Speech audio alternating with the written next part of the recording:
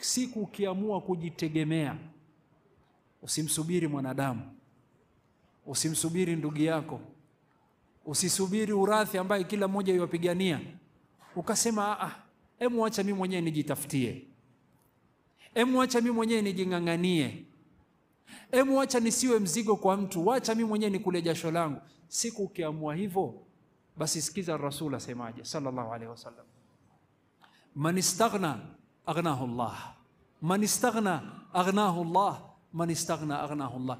Yule ambaye anajitosheleza akasema mimi simngojee mtu, singojee urathi, singojee kuomba, singojee serikali, mimi wacha nijiamulie, wacha nichangamke, wacha nianze kuanzia chini, nianze kidogo kidogo. Ar-Rasul sallallahu alaihi wasallam asema yeyote anayefanya uamuzi huo, na yeye Allah atamshika mkono, atamtosheleza, hata mhitaji mtu.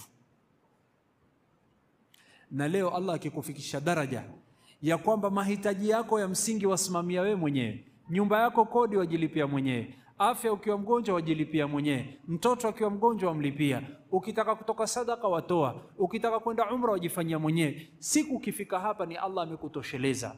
Sasa ukitaka kufika hapa ni wewe mwenyewe.